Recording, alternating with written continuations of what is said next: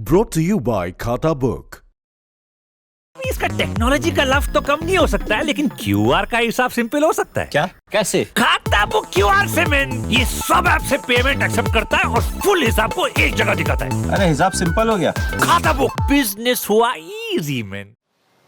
मध्य प्रदेश में 28 विधानसभा सीटों के लिए उपचुनाव 3 नवंबर को होना है। 3 नवंबर को काउंटिंग है। 28 सीटों में से सबसे ज्यादा नजरें अगर किसी की है तो वो है ग्वालियर चंबल संभाग की 16 सीटों पर। इन सीटों पर भविष्य तय होगा। जो नतीजे होंगे ज्योतिरादित्य सिंधिया का, कमलनाथ का, शिवराज सिंह चौहान का।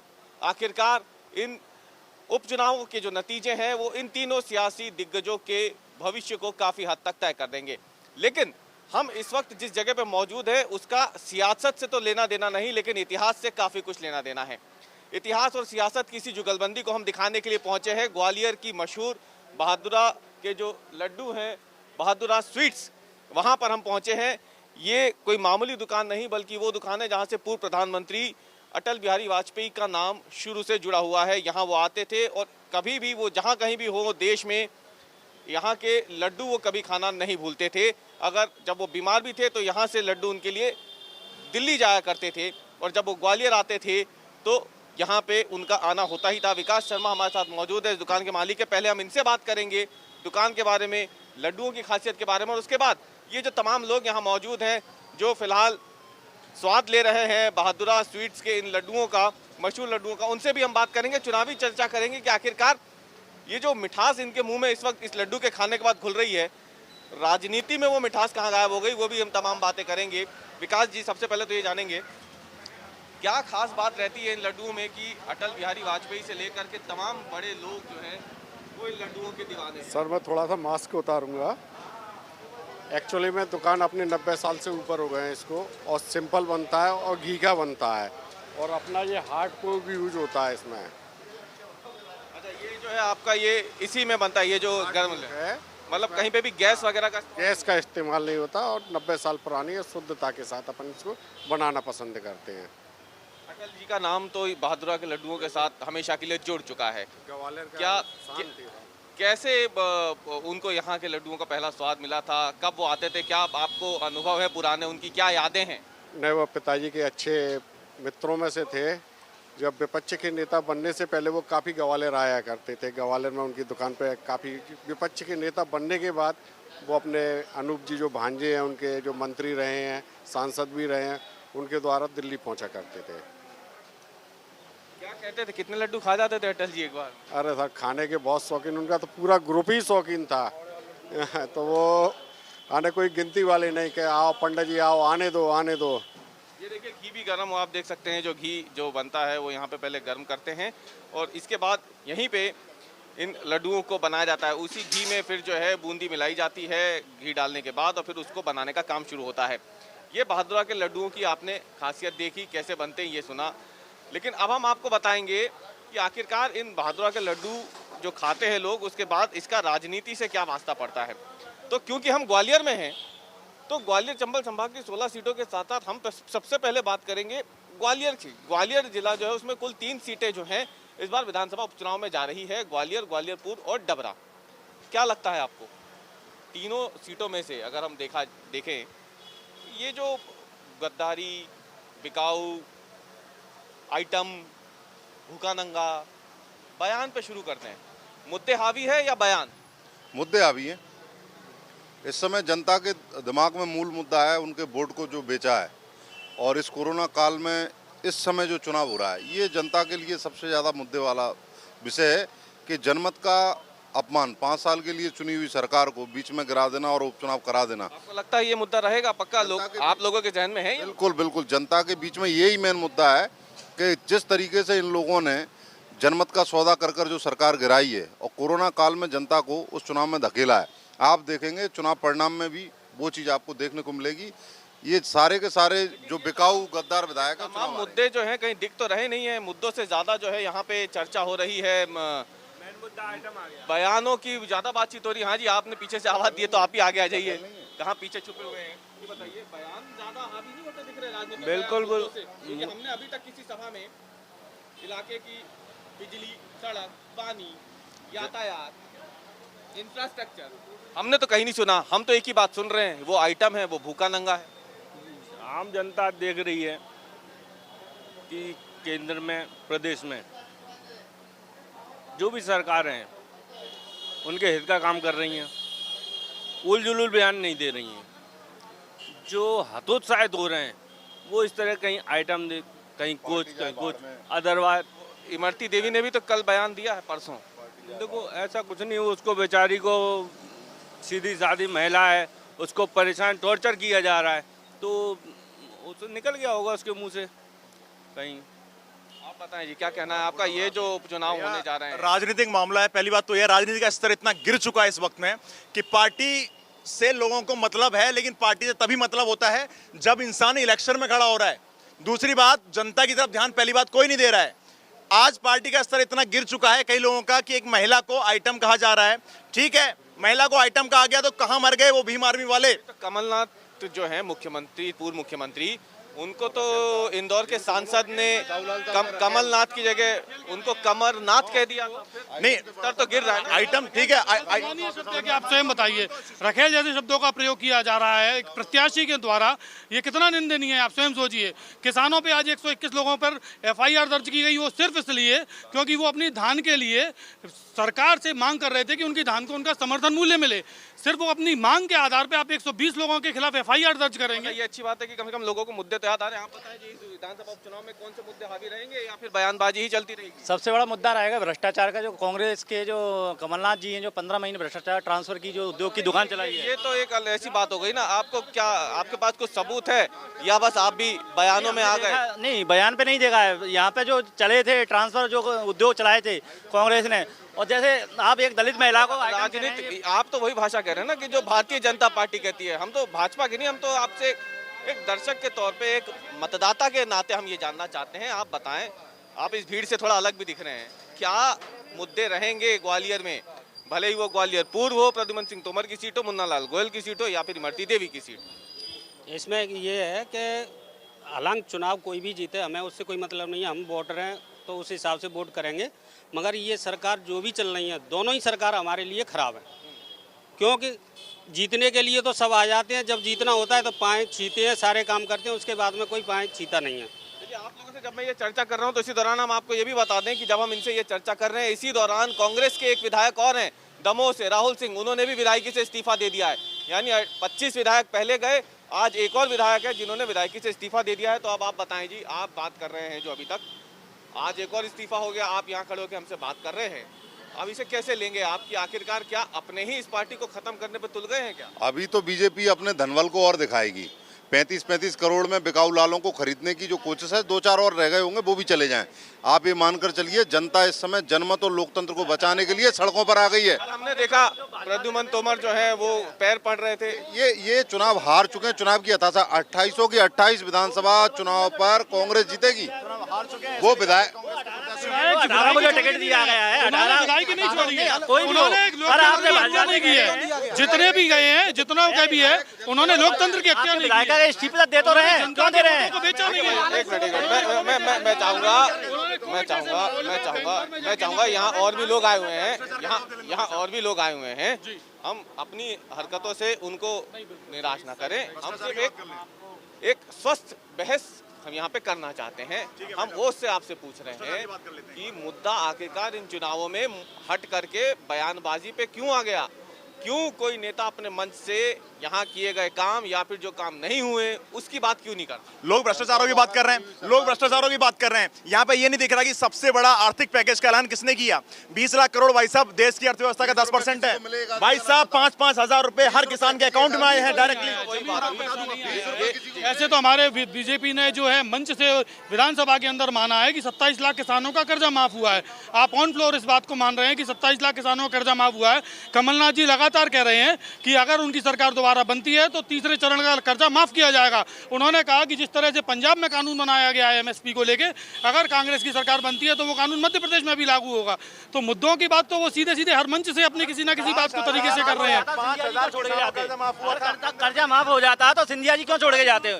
आज की डेट में कांग्रेस ने ग्वालियर चंबल पे तो ध्यान नहीं दिया। ये भी एक सवाल है, इनका सवाल, इनका ये सवाल है। 27 लाख का हमें सीधा सिद्धांत हमारा ये है कि हमारा वोट बेचा गया है, क्योंकि कोई भी इंसान, एक मिनट आप तो अपनी बात कर लेने दी। कोई भी इंसान होता है, हम जनता है, हमें नेतागिरी से कोई मतलब नहीं है, कुर्ता पजामा धारी जरूर है, लेकिन नेतागिरी से हमें कोई मतलब नहीं है। हमारा तो एक ही उद्देश्य है, हमने जिस सरकार को 5 साल चुन के वहाँ बैठाला, वो सरकार बिकी, उस सरकार को खरीदा गया, वो बिचाऊ है, और वो आगे जाके कोई 25 देगा 50 देगा फिर बिक जाएंगे, फिर हमारा नुकसान किसका है? नुकसान आपका नहीं है, नेता का नहीं है। नहीं 2 अप्रैल और 3 अप्रैल नहीं, मेरे को 2 अप्रैल और 3 अप्रैल। क्या हुआ 2 अप्रैल को ऐसा? 2 अप्रैल का जो श्रवण आंदोलन हुआ, जो शिवराज जी का विरोध था, माई के लाल जो उन्होंने बोला था, उसके कारण सरकार बनी थी। और आज वो माई के लाल पूरा शिवराज सिंह माफी मांग चुके हैं, उनका समर्थन कर चुके हैं माई के लाल, पूरे माई के लाल। ठीक है, हम ये हटा देते हैं, आपसे बात करते हैं कि इनका कहना है कि 2 अप्रैल की वजह से कांग्रेस की सरकार यहाँ बन गई थी। अब सरकार बन गई थी, जब सरकार में ऐसा क्या हो गया था कि फिर विधायकों को इस्तीफा देना पड़ गया? सर, पहली बात तो ये है, किसानों पे कर्ज माफ करने की बात कमलनाथ जी लेकर आए, जिसके बदौलत किसानों ने भरोसा किया। 60,000 किसानों को कर्ज माफ करने की बात कही गई, 5,000 किसान का भी कर्ज माफ नहीं कर पाए। दूसरी बात, भाई साहब मैं बता रहा हूँ आपको, आंकड़ा क्लियर कर लो पहले। कृषि मंत्री जो है, कृषि मंत्री तो कुछ और आंकड़े दे रहे हैं। आंकड़े कुछ भी हो, आप मुझे बताइए, कोई भी किसान ला खड़ा कर दीजिए, ठीक है? झूठ भाई साहब, तो ठीक है, तो क्यों छोड़ने मजबूर हो गए? क्यों कांग्रेस के विधायक छोड़ने मजबूर हो गए जब वो जाते हैं? क्यों मजबूर हो गए आप बताइए, कांग्रेस के विधायकों ने क्यों इस्तीफा दिया? अगर सरकार बढ़िया चल रही थी, सबका कर्जा माफ हो रहा था, विकास की नदी बह रही थी आपके मुताबिक या कांग्रेस के मुताबिक, तो फिर विधायकों ने इस्तीफा क्यों दिया? 15 साल में शिवराज सरकार द्वारा किए गए घोटाले जब उजागर होना शुरू हो गए, भू माफिया के खिलाफ कार्रवाई शुरू हो गई, शुद्ध के लिए युद्ध जब शुरू हो गया, व्यापम कहाँ रह गया इन सब बीचों में? व्यापम मुद्दा नहीं था, कार्रवाई हो रही थी, सब पे कार्रवाई हो रही थी। एक FIR बता दीजिए। 43 FIR हुई व्यापम को लेकर, 43। उसको लेकर भाजपा के नेता मंत्री डर गए कि अगर 5 साल कमलनाथ सरकार चल गई तो इनके आधे से ज्यादा मंत्री जेल में होंगे। आप सहमत हैं? जो कुछ चुनाव में बातें की जा रही थी, हम मिलावटी दूध मावा भ्रष्टाचार के खिलाफ, जो कुछ बातें चुनाव में की जा रही थी भ्रष्टाचार के खिलाफ, जब वो सरकार बनी तो उस पर अमल हुआ था, आपको लगता है क्या? कतई 1% भी अमल नहीं किया गया। किसानों को बोला गया उनका कर्जा माफ होगा। आदरणीय राहुल जी ने भी इनको, जो कांग्रेस के जो प्रदेश केंद्रीय भाजपा तो यही बार बार कहती है कि 10 दिनों में कर्जा माफ नहीं हुआ। तो देखिए, मुख्यमंत्री जो है, मुख्यमंत्री नहीं बदला, ये तो कांग्रेस का कहना था ना, ये तो राहुल गांधी खुद भोपाल आके कह के गए थे कि 10 दिन में कर्जा माफ होगा। तो मैं मुख्यमंत्री, आपने कृषि, आपके पटेल साहब ने, जो हमारे कृषि मंत्री हैं, जो भाजपा सरकार के हैं, विधानसभा के अंदर ऑन पेपर, ऑन रिकॉर्ड कोई भी व्यक्ति झूठ नहीं बोल सकता। अगर कृषि मंत्री विधानसभा में झूठ बोलते हैं तो उनके खिलाफ संवैधानिक कार्रवाई होती है। अगर वो विधानसभा में कहते हैं कि 27 लाख किसानों का कर्जा माफ हुआ है, ऑन पेपर बोलते हैं वो चीज को, कोई चीज ऑन पेपर है, ऑन अकाउंट है, उसे आप किसी भी तरीके से नहीं। चलिए हम इनसे भी थोड़ा हट करके दूसरों से बात करते हैं। आप बताइए जी, क्या लगता है चुनाव कौन जीतेगा? क्या लगता है, क्यों, क्या मुद्दे रहेंगे?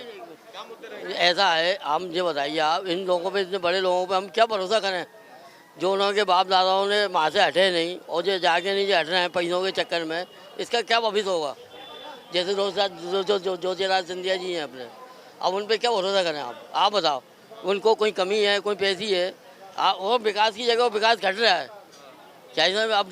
अब आप बताइए, आप इससे क्या होगा? विकास का क्या नतीजा निकलेगा? आपने तो बड़ा लंबा चौड़ा राजनीतिक इतिहास देख लिया होगा ग्वालियर का। ये जो उपचुनाव होगा, इसमें क्या होने जा रहा है? किसके हाथ में बाजी आएगी? किसके हाथ में? नहीं, इनको बोलने दीजिए ना, उनकी राय तो लें हम। आने तो जिसके आ रही है, नहीं वो तो अपने जिसके आ रही है। आप बताइए, इनकी बात सुनिए, अभी आप अपना बताइए। ये जो कुछ हुआ, आप लोगों ने 2018 में चुनाव में मतदान किया, 1.5 साल बाद एक बार फिर से आप लोगों को वोट देने जाना पड़ रहा है। इसका जिम्मेदार आप लोग किसे मानते हैं?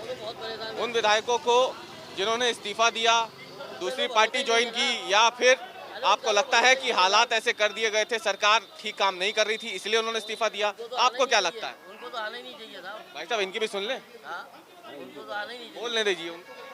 अब जो नेता आए तो कुछ ऐसे आए नए युवक, जो पुरानों को तो हटा दिया जाए, ये बार बार वही आ जाते तो वही कर्म करते हैं, वही कर्म करते हैं जो करते हैं। वो करना बंद कर दे। नए युग के नए लड़के ले ना, नए तरीके के, नए जमाने के, वो नए लोगों पे आपको लगता है टिकट मिलते हैं? नहीं मिलते। वो टिकट मिल पाते हैं जी? नए लोगों को टिकट देती है पार्टी? कभी नहीं मिलते वो तो, जो पुराने 20 साल हो गए उनको भी नहीं मिल रहे। जनता पार्टी की कई सेवा कार्यकर्ता हैं ऐसे जो है, उनको तो ये पीछे ही है लाइन में। कांग्रेस हो या भाजपा, दोनों में था। नहीं साहब। चलिए, ये दूसरी भी जनता थी और भी हम लोगों से बात करते हैं। हाँ जी, ये बताइए, हम चर्चा खत्म करें इससे पहले कि आप एक बार फिर एक बहस में पूरे मुद्दों को आपने खत्म कर दिया। आपस में आप लोग ऐसा उलझ जाते हैं कि मुद्दे खत्म हो जाते हैं। मुद्दा आप बताइए कि जब 3 नवंबर को मतदान होने जा रहा है तो क्या ये चुनाव से ठीक पहले एक जो मौका ऐसा बन गया है कि नेता एक दूसरे पे जमकर कीचड़ उछाल रहे हैं, क्या इससे हट करके जनता जब वोट देने जाएगी, आप लोग वोट देने जाएंगे, तो मुद्दा जहन में रहेगा या नहीं? हम तो ग्वालियर की बात करते हैं, आप बताइए आपको ग्वालियर में क्या ऐसा है जो लगता है कि हमें भी बाकी शहरों जैसा ग्वालियर में होना चाहिए? मैं कहना चाह रहा हूं कि हमारे श्रीमंत महाराज ज्योतिराज सिंधिया जी पहले कांग्रेस में थे, तो उनकी कोई सुनवाई नहीं हो रही थी, तो उन्हें वो हम छोड़ दिए, वो तो सिंधिया जी भी खुद कई दफे कह चुके हैं। आप तो ये बताइए, आप ग्वालियर में रहते हैं, क्या आपको लगता है कि ये शहर पूरी तरीके से बढ़िया है, या विश्व मानचित्र पे ये शहर आपको लगता है होना चाहिए, या फिर अभी भी हम जो यहाँ पे समस्याएं देख रहे हैं, ट्रैफिक की, सड़क खराब सड़कों की, वो आपको लग रहा है कि ये कोई मुद्दा नहीं है क्या? नहीं, ये सारे मुद्दे हैं। सड़क है, बेरोजगारी है, और आपके यहाँ क्राइम हो रहे हैं। अभी कल 5 साल की बच्ची के साथ में अंकल से भी हम जानते हैं। अंकल, ग्वालियर में आपको क्या लगता है, क्या चीज़ है जिसकी बड़ी कमी है? आप बाहर दूसरे शहरों में भी जाते होंगे, दिल्ली मुंबई भी जाते होंगे, लखनऊ जाते होंगे, भोपाल जाते होंगे, ग्वालियर में क्या आपको लगता है जो बहुत खराब है? अनुशासन की बहुत कमी है, ना कुछ व्यवस्थित नहीं है, सब कुछ अव्यवस्थित सा लगता है। अगर ऐसे लगता नहीं है कि हम शहर में घूम रहे हैं, अब आज भी इतने साल में लगता है गांव में बार बार सुनते हैं कि ये टेम्पो बंद होंगे, विक्रम ऑटो बंद हो जाएंगे, नया आ जाएगा। आप बोल लो, इनको बोलो। भाई साहब, आप किसी को बोलने ही नहीं दे रहे हैं, आप उनकी भी सुन लेते हैं। हम उनकी सुन चुके हैं, लेकिन वो किसी और को नहीं बताए। नहीं तो आप बोलो। हाँ, तो ऐसा ही लगता है कि ग्वालियर अभी भी बहुत पिछड़ा हुआ है, और इन सब का कारण यही है कि हमारे यहाँ एजुकेशन का स्तर बहुत ही नीचे गिरता जा रहा है।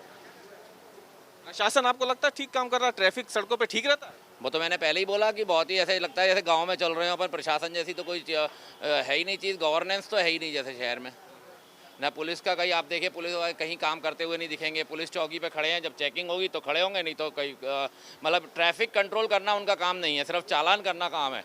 यही चालान करना है तो एक्टिव है, नहीं तो अगर वैसे अगर कुछ करना है तो मेरे ख्याल से मेरे जो साथी भाई बंद खड़े हैं ये सब सहमत होंगे इस बात से, क्योंकि पुलिस को हमने कभी भी ट्रैफिक कंट्रोल करते नहीं देखा यहाँ पर। ये आप जब जाएंगे वोट करने तो एक जहन में आपके रहेगा कि भैया कोई ट्रैफिक सुधारने वाला भी आए कम से कम यहाँ पे। हम तो कहेंगे बहुत सी चीज़ें सुधारने वाला है, सिर्फ ट्रैफिक से क्या होने वाला है। रोड्स ठीक है?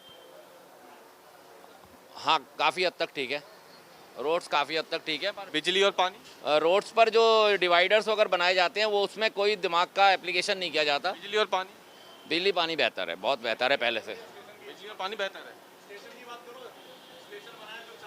तो ये प्लेटफॉर्म टिकट हो गया 50 रुपए प्लेटफॉर्म रहेगा। अडानी जी को दे दिया है, अब रहेगा महंगा, बेच दिए। अभी बिजली बहुत महंगी है।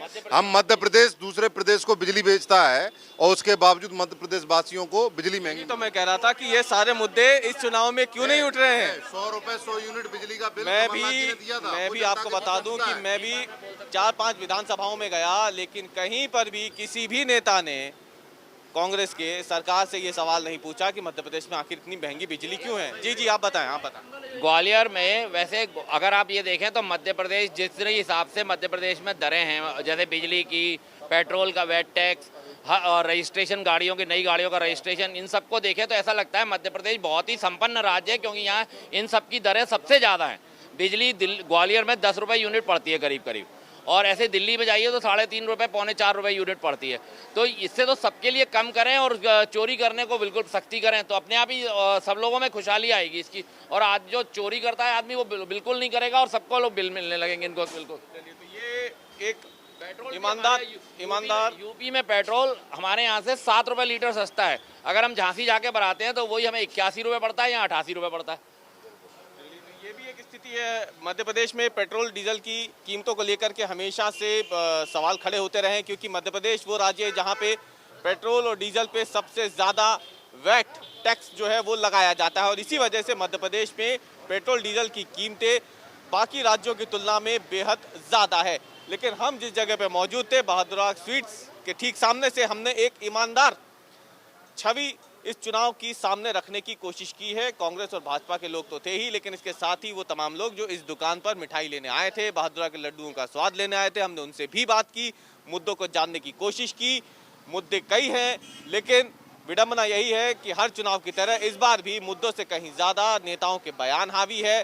बयानों को आधार बनाकर एक दूसरे पे हमला किया जा रहा है, लेकिन इन मुद्दों का समाधान कब होगा, इन मुद्दों के लिए राजनीतिक दलों की सोच क्या है, उनकी योजना क्या है, इस पर फिलहाल कोई बातचीत होती बड़े पैमाने पर नहीं दिख रही है। मैनिफेस्टो में वो चीज़ छाप करके बांट जरूर दी जाती है, लेकिन नेताओं के बयानों से विकास जैसे मुद्दे गायब होकर के एक दूसरे पे कीचड़ उछालने वाले बयान ज़्यादा हावी दिख रहे हैं।